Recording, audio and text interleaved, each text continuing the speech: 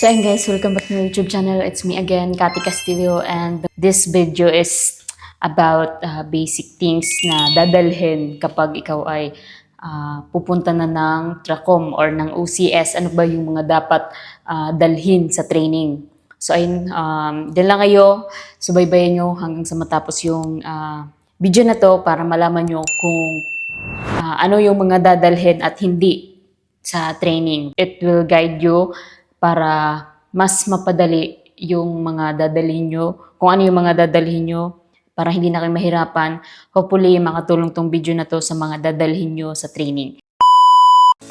So yun guys, unahin na muna natin sa mga gamit na dadalhin nyo. And unang-una guys, ang dapat nyo dalhin, so nag-checklist talaga ako dito. Nilista ko siya yung mga importante na dapat nyo lang dalhin. So bear with me kasi isasabihin ko sa inyo lahat na nandito. So unang-unang lahat, ang unang nyong dalhin is 2 pair of pants, maong pants. It's either black, basta maong pants na gagamitin nyo sa reception, and yung isa during kapag may socials.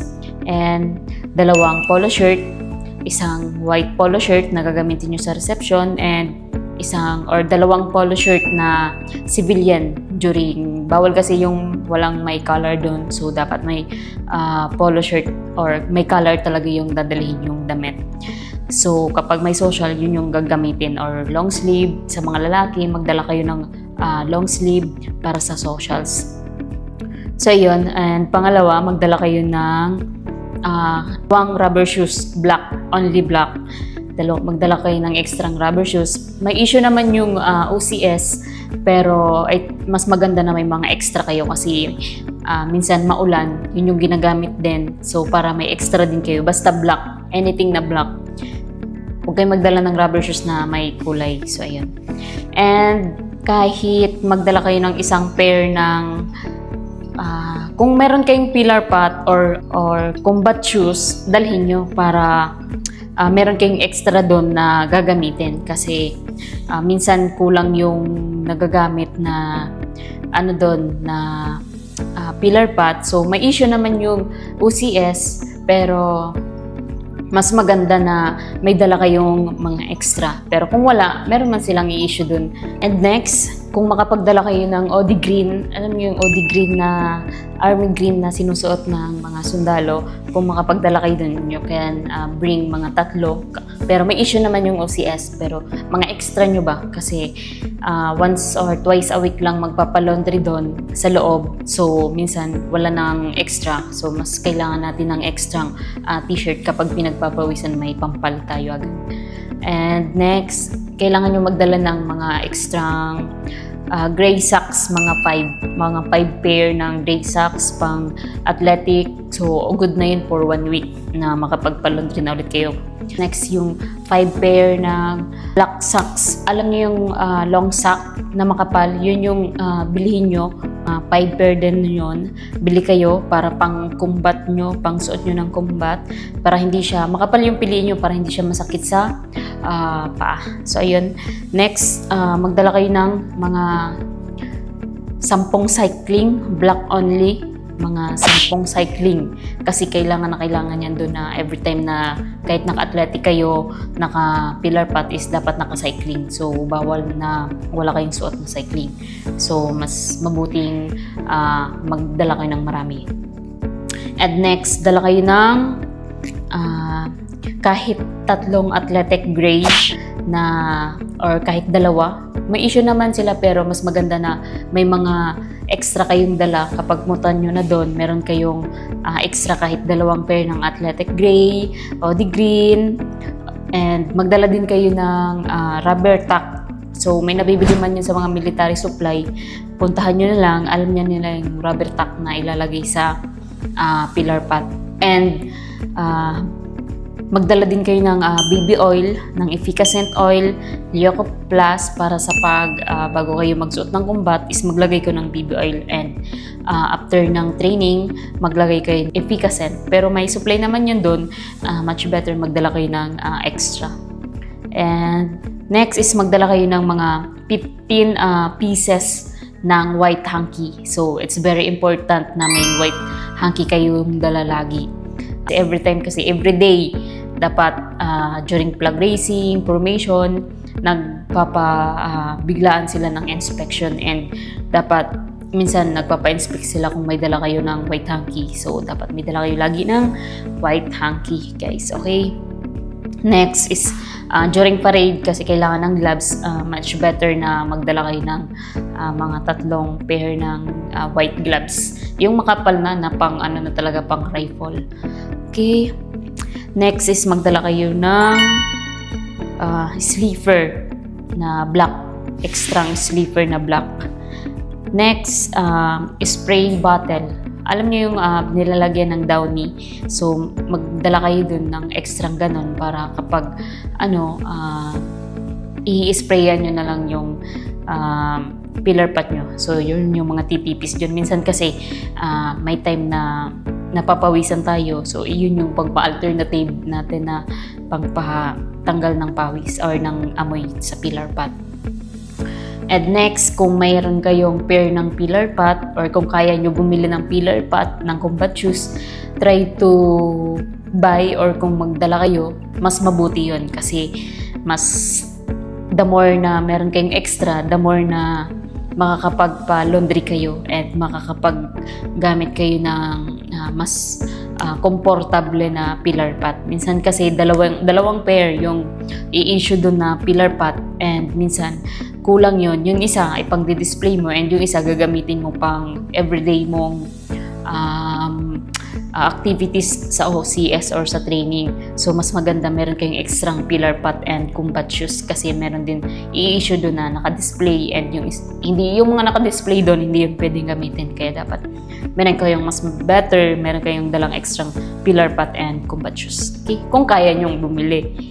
Or kung may mahingian kayo ng mga personnel na tropa dyan na pwedeng mahingian ng mga robo-robo na pillar pot and extra combat shoes, much better. Next, yung sa bag na paglalagyan nyo ng mga gamit, guys, huwag na kayong bumili ng mga bagong bag. Ang bilhin nyo na lang, or ang dalhin nyo na lang bag, yung mga gamit na. Kasi kapag dumating kayo ng OCS or ng training, hindi na yan magagamit. Ilalagay na lang yan sa stock room. So, 1 taon nyo yan hindi magagamit. So, lang siya, mabubulok, and magkakaroon lang siya ng So, 1 taon nyo din siyang magagamit. Yung sa akin, hindi ko na nagamit siya ng 1 taon. Bumili ako ng bagong bag na black. And after nun, yun, nagkaroon na siya ng butas. So, much better, magdala na lang kayo ng bag na yung hindi na masyadong bago. So, kasi pagdating nyo doon, mapapalitin din naman yan. May mga issue na bag doon, guys. So, dala na lang kayo ng mga bag na hindi pa masyadong maganda. Na kaya lang basta mapapaglagyan lang kayo ng gamit nyo pagpunta doon. And next, for pay meal, magdala kayo ng mga 10 sports bra. Bawal dun yung may hook.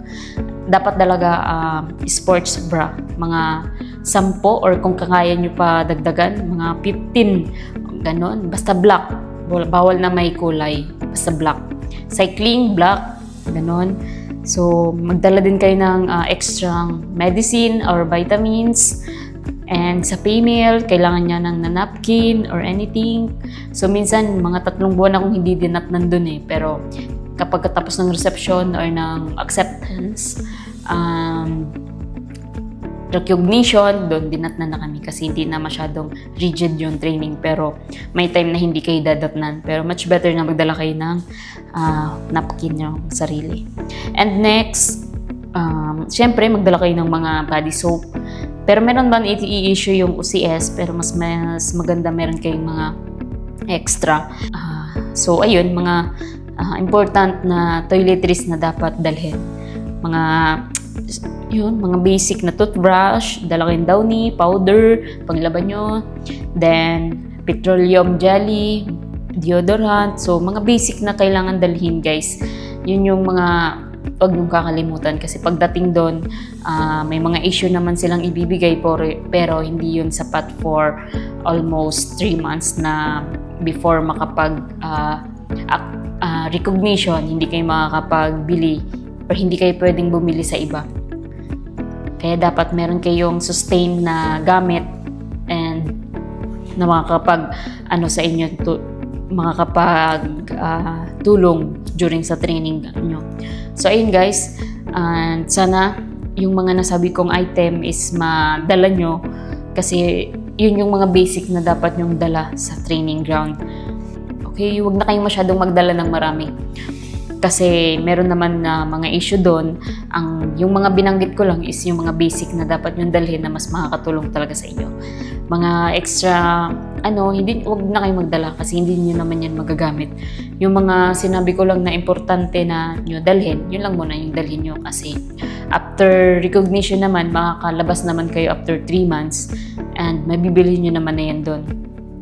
And ayun lang, kung ano pa yung may mga katanungan pa kayo, so ayun lang yung na-i-jot down ko dito kasi yun lang man yung mga basic na dapat dala natin na meron tayo pagdating doon. And dapat prepare tayo bago tayo pumasok ng OCS, nakapagtakbo tayo, nakapag-energize, prepare yung puso't isip natin na mag-undergo tayo ng training kasi 1 taon yun, hindi yun madali, hindi lahat ng pumapasok ng OCS is nakakapagtapos. Minsan may na babaliw, minsan may na babalian, na aksidente, so much better na malusog tayo at maayos yung pangangatawan natin bago tayo pumasok ng OCS kasi kung pangarap mo talaga maging sundalo, maging officer ng Philippine Army is much better na pangalagaan mo yung katawan mo ngayon pa lang na nandito ka pa sa labas. Tumakbo ka na, magpalakas ka na para pagdating mo doon is hindi naman ibago yung katawan mo sa mga training doon kasi hindi biro mag-training sa OCS. Yung mga mga training is hindi biro. Talagang susubukin yung puso't isip mo, yung pasensya mo, lahat.